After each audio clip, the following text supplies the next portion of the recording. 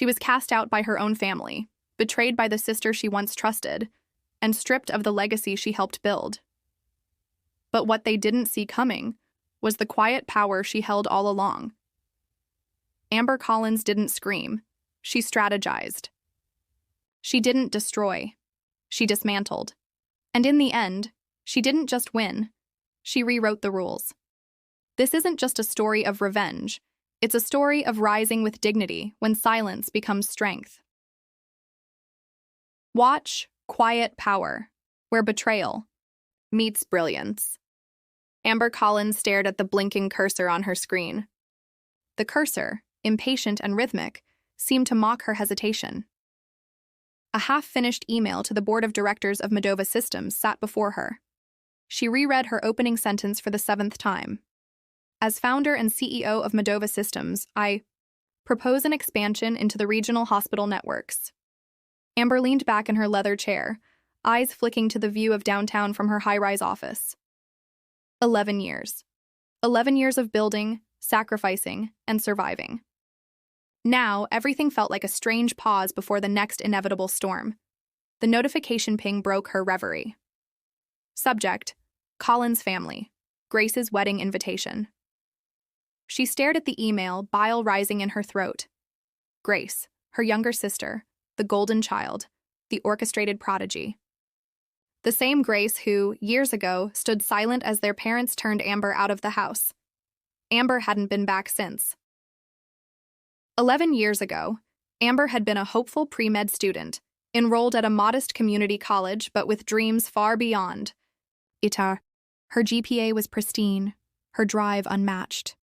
Her counselor had said she had a real shot at Stanford Medical School. She had walked into her parents' living room with the acceptance letter trembling in her hand. But what met her wasn't pride. It was a betrayal. Her father refused to co-sign the student loans. Her mother said the family had already invested in Grace's future, a future at Stanford as well, in a program for accelerated pediatric training. Money was gone. It was all for Grace. Because Grace, as they saw it, was the daughter who didn't question them, who followed their script, Amber had yelled. She had pleaded, then begged. That night, her father packed her things. Her mother handed her a bus ticket and said, "If you're really that brilliant, you'll find your way." Amber left, not just the house, but the name.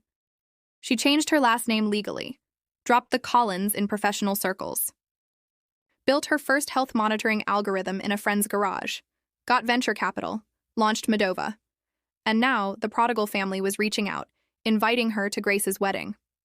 Grace, now a Stanford-educated medical director, is marrying into a dynasty of orthopedic surgeons. Amber hit reply. Will attend. Amber Collins Wells. Michael noticed it first.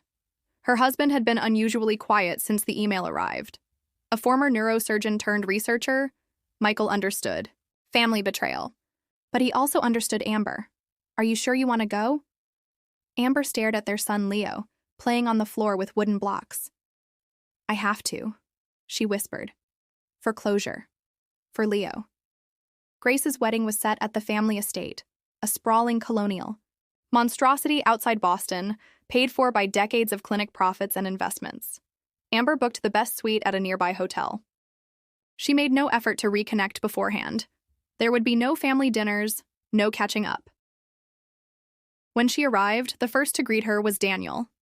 Daniel Brooks had been Amber's closest friend in high school. At one point, something more.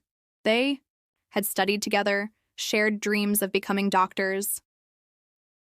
When Amber was exiled, Daniel tried to keep in touch, but her parents discouraged him. When he began medical school, he eventually drifted toward Grace. Now, he was the groom. Amber saw it. In his eyes immediately. He hadn't known. About the exile, the lies, the silence. I always thought you left because you didn't want to follow the family path, he said quietly, offering her a drink. Amber offered a tight smile. I had no choice. He looked like he wanted to say more. But Grace swept in. Grace had always been luminous, always the center of attention. Her smile was choreographed for maximum charm. Today was no different. But Amber noticed the cracks. Grace flinched at medical terms, misquoted procedures, in conversations. And when asked about her Stanford thesis, she redirected with funny wedding anecdotes. Amber began connecting the dots.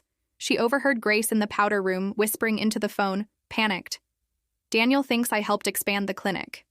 He doesn't know about the insurance thing. He can't ever know.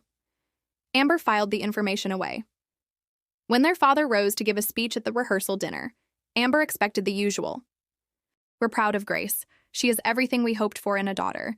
She took what we gave her and ran with it. The implication was clear. Amber stood in the back sipping water, her other hand gripping her son's. Leo asked, "Is that Grandpa?" Amber knelt beside him. He used to be. Now he's just someone we used to know. Michael placed a calming hand on her shoulder. You don't have to prove anything, he said. That's the thing, she replied. I already have.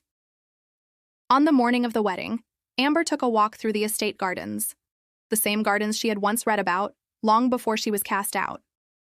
Grace found her there. Why did you come? Grace asked, eyes sharp beneath the mascara.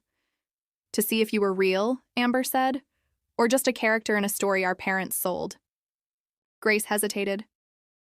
I never meant for you to be cut off, but you never stopped them. You don't understand what it's like living with them. You escaped. Amber almost laughed. Escaped? I was thrown into the street with $40 and a bus ticket. I clawed my way back. That wasn't an escape. That was survival. Grace said nothing. Your life is built on lies, Grace, and eventually it will all collapse. Amber walked away. Back at the hotel, Amber opened her laptop. She had a contact at the Boston Medical Board. Just a nudge, not revenge, accountability. But she paused. Leo ran into the room, jumping onto the bed. Mom, look at my drawing. That's you and Daddy and me. And the house with the red door. Amber took the drawing. A simple home, no mansions, no marble columns, just peace. Michael watched her. You going to do it? Amber smiled. Not yet. Let them enjoy their illusion a little longer. She shut the laptop. Because sometimes the best revenge wasn't exposure. It was a success. It was building a life so complete their shadows couldn't reach you. Rain pelted against the kitchen window as Amber stirred her tea absent-mindedly. The scent of chamomile wafted up, but it failed to calm the whirlwind in her chest. On the marble island sat a cream-colored envelope bearing embossed gold initials, G+C, Grace Collins, her sister, her wedding. She hadn't spoken to Grace in over 7 years. Michael leaned against the doorframe, arms crossed. His presence was grounding as always. You don't have to go. Amber gave a small laugh. I know, that's what makes this harder. The envelope had arrived 3 days ago, slipped through the mail slot like any ordinary letter, as though it didn't contain a loaded symbol from the very people who had severed ties with her the moment she dared to outshine their golden child. She opened it, read it twice, and left it untouched ever since. The wedding invitation was elegant. Custom calligraphy, ivory cardstock, a wax seal pressed with their family crest. Typical Collins flair. But it wasn't the invitation that haunted her. It was the note. Amber, this is Grace's special day. We hope you can attend. It would mean a great deal to her. Mother. No apology. No acknowledgement of the years they die. Left her scrambling to survive. Just expectation dressed in politeness. Amber pushed the tea aside. They want a show? Michael raised an eyebrow. So why even consider it? Because I'm not the same girl they discarded. She stood and walked to the window, arms folded tightly around herself. I want them to see who I became without them. 2 weeks later, they landed in Denver for the wedding weekend. Leo, now 7 and bursting with energy, chattered excitedly about hotel pools and room service. Amber watched him from the car window as they drove toward the Grand Fairmont Estates, where the ceremony would take place. The estate loomed like a castle against the backdrop of the mountains. It was exactly the kind of setting her parents would choose, Lavish, cold, curated. Did you pack his swim trunks? Michael asked, gently squeezing her hand. Amber nodded, eyes fixed on the gates opening before them. They're in the outside pocket. The rehearsal dinner was that night. Amber had planned her wardrobe with the precision of a military strategist, understated elegance with subtle power. When she entered the room, conversations faltered. Heads turned. Grace's smile froze mid-sentence. Amber didn't flinch. She exchanged polite greetings, introduced Michael and Leo to distant relatives who remembered her only as the rebellious older daughter who vanished one rainy night with nothing but a duffel bag. No one dared ask where she'd been. She found her seat at the far end of the banquet table. Her name card bore only her first name, Amber. Grace's place card read Dr. Grace Collins, Michael noticed. They're still playing games. Amber sipped her wine. Let them. Midway through the evening, Grace approached their table. Amber, she greeted, voice smooth as buttercream. You look successful. Amber met her gaze coolly. And you look practiced. Grace laughed, but it was brittle. Can we talk? Alone? Michael looked ready to intervene, but Amber gave a subtle nod. Sure. They stepped out onto the terrace, city lights twinkling far below. The air was crisp, the silence between them colder. I didn't know you'd come, Grace said finally. You invited me. Grace fidgeted. That was Mother's idea. I didn't think you'd accept. I'm not here for you, Amber replied. I'm here to close the chapter. Grace's face tightened. Why do you hate us so much? Amber didn't answer. Immediately. Instead, she leaned against the stone railing and looked out. You think I hate you? I envied you. I mourned you. But hate? That would mean I still cared enough to give you that power. Grace blinked rapidly. I never asked them to cut you off. I didn't know about the tuition money until years later. Amber turned slowly to face her. And once you found out? Grace swallowed. I didn't know what to do. I was afraid that if I confronted them, they'd turn on me too. There it was. The truth. By the time the wedding ceremony arrived the next evening, Amber felt strangely calm. Leo wore his little tuxedo with pride, clutching the ring bearer. Pillow with absolute seriousness. Amber walked beside Michael down the aisle to her assigned seat, her chin high, her smile serene. Daniel, the groom, looked handsome but tense. She noted how his eyes darted nervously whenever medical colleagues approached Grace. He whispered something once, and Grace's laugh came too loud, too bright. Amber filed it away. After the ceremony, during the champagne toasts, the family gathered. At the head table, Mother stood, crystal flute raised. To Grace, our radiant bride, and Daniel, her brilliant husband, we are so proud of what you've both accomplished. A pause. And of course, Mother added as an afterthought, it's lovely to have Amber here. We always knew she'd land on her feet, Michael murmured under his breath. Like a cat thrown from a balcony. Amber let the comment slide. She smiled and raised her glass. To survive, she whispered. Later, while Leo danced near the eye, DJ Booth and Michael mingled. Amber made her move. She approached Daniel near the bar. Congratulations. He turned, surprised. Thank you, Amber, right? Right. She handed him a slim envelope. A small gift. From Medova. His eyes widened. You work at Medova? I founded it. Daniel blinked, stunned. I read about you in a case study last month. You're Amber Collins? Amber Bennett now, but yes. His mouth opened, then closed again. I hope you and Grace are happy, she said evenly. But I also hope you look deeper. There's more under the surface than charm and credentials. Daniel glanced at the envelope in his hand, a flicker of doubt in his expression. I'd like to visit Medova sometime, professionally. Amber gave a faint smile. My assistant will arrange it.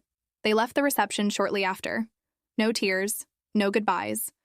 Just Amber, Michael, and Leo stepping into the night, whole and untouched by the chaos behind them. On the ride back, Leo leaned against her shoulder. Are we going swimming now? Yes, baby, she whispered, brushing hair from his forehead. We're going up. Up from the pain. Up from the lies. Up into the life she built with her own hands.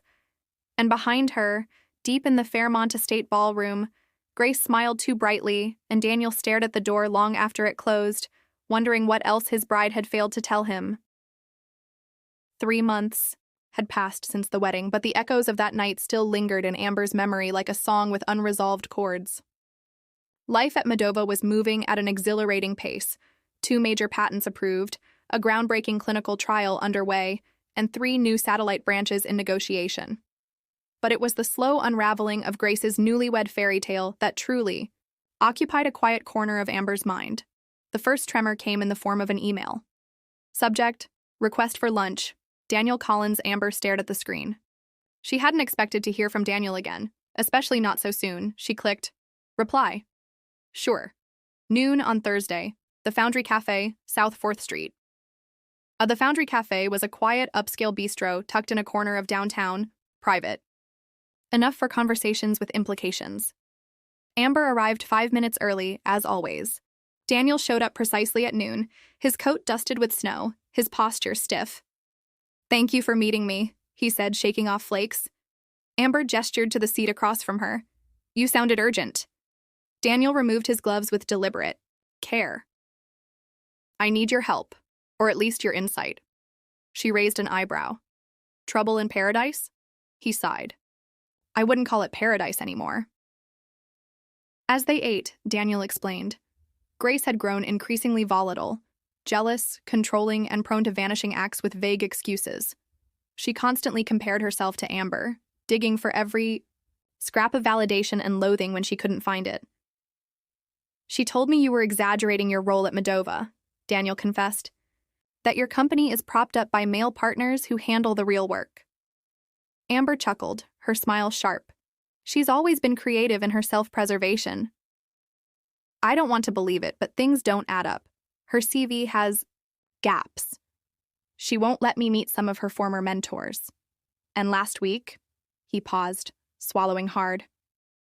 Last week, I found her email to a pharmaceutical lobbyist. She offered to leak Moldova's early-stage trial data for a consulting fee. Amber's fingers froze around her teacup. She what? Daniel slid a printed email across the table. Amber scanned it, her eyes narrowing with every line. I don't know if she sent the data, Daniel said. But if she did...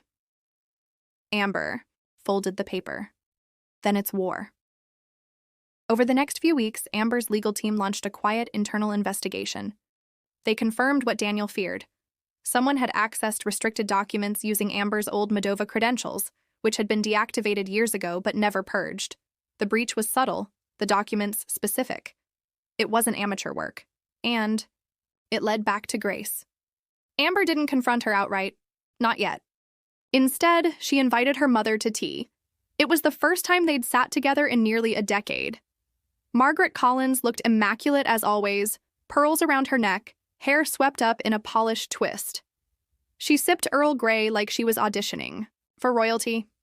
I assume this isn't a social call, she said coolly. Amber folded her hands. Did you know Grace accessed Moldova's files? Her mother's teacup paused midair. I warned her, Margaret said after a moment. Told her not to get entangled, but she doesn't listen. Amber stared. So you knew? Margaret set her cup down. I suspected. She's been erratic, obsessive. You cast a long shadow, Amber. She can't stand that you've done better without our help. You helped yourselves, Amber said coldly. You helped yourselves to my silence, my absence, and now my work. A pause. She's still your sister. Amber stood. No, she's your daughter. I'm done playing the role you wrote for me. Amber filed a legal notice within 48 hours. Grace received it on a Thursday morning. By noon, her phone erupted with messages. Grace. You didn't have to do this. Amber. Neither did you. Grace. You're destroying me. Amber. No. You did that to yourself. The fallout was swift.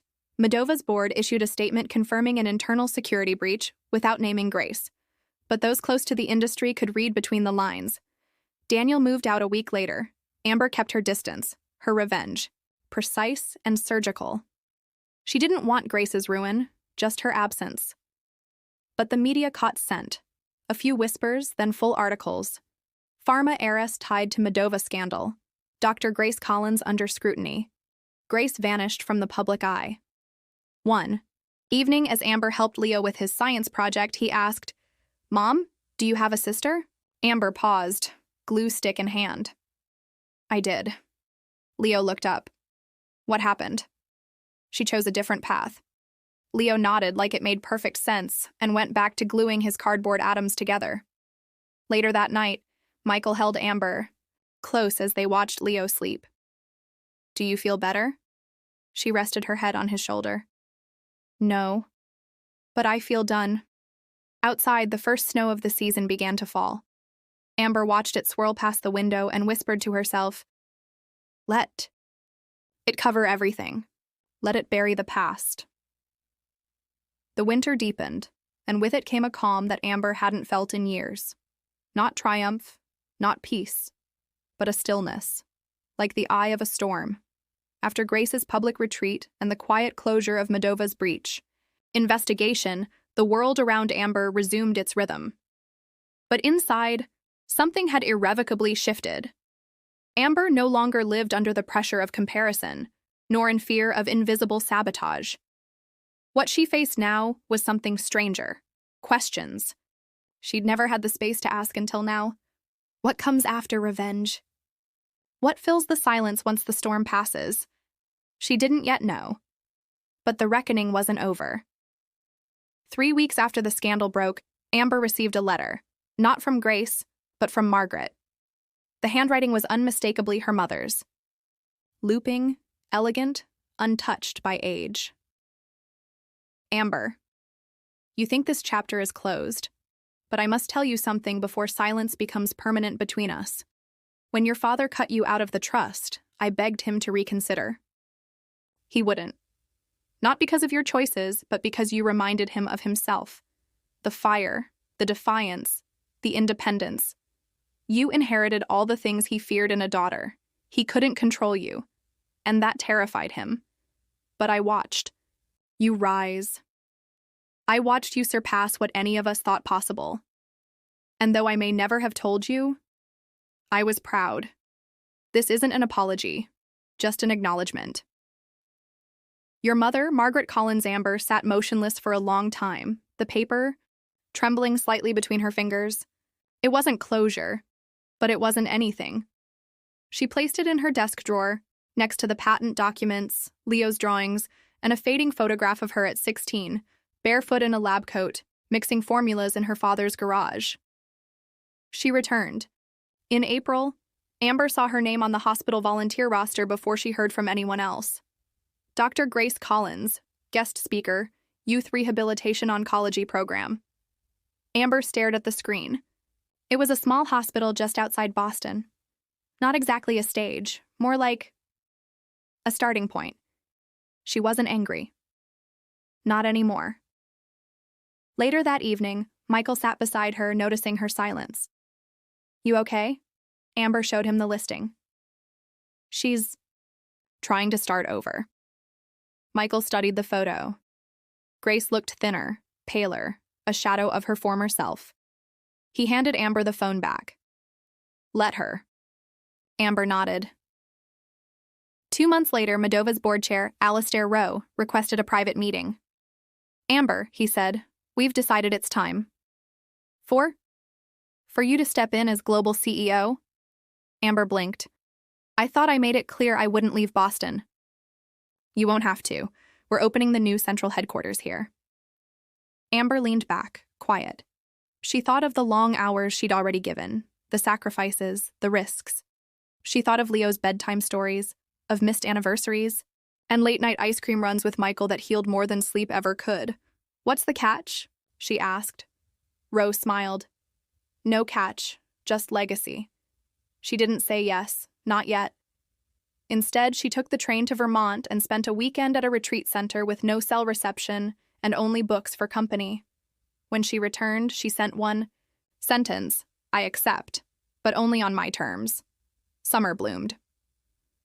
On an unusually warm July morning, Amber received a visitor at the Medova office. Grace, thin, makeup-free, wearing a pale blue sweater and jeans that looked lived in.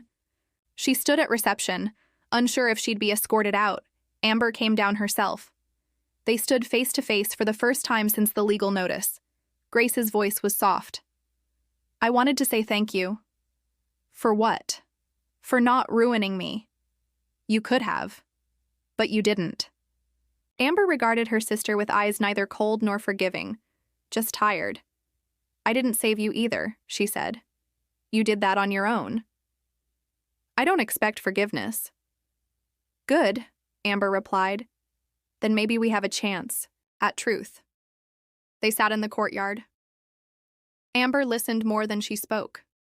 Grace spoke more than she cried. They didn't reconcile. But they began, and that was enough. That fall, Medova's new pediatric oncology division launched under Amber's leadership, named the Leo Initiative. Focused on rare childhood cancers, it became her most personal work. One day, after a press event, Leo tugged on her sleeve. Mom? Yeah? You always talk about curing stuff. What do you want to cure the most? Amber smiled. Hurt, the kind people don't see. Leo nodded. Like when someone pretends to smile but their eyes don't? Exactly, he thought, for a moment. Maybe we can cure that together. Amber kissed his forehead. That's the plan. Late one evening, Amber returned to the Collins estate, once her childhood home. It was nearly empty.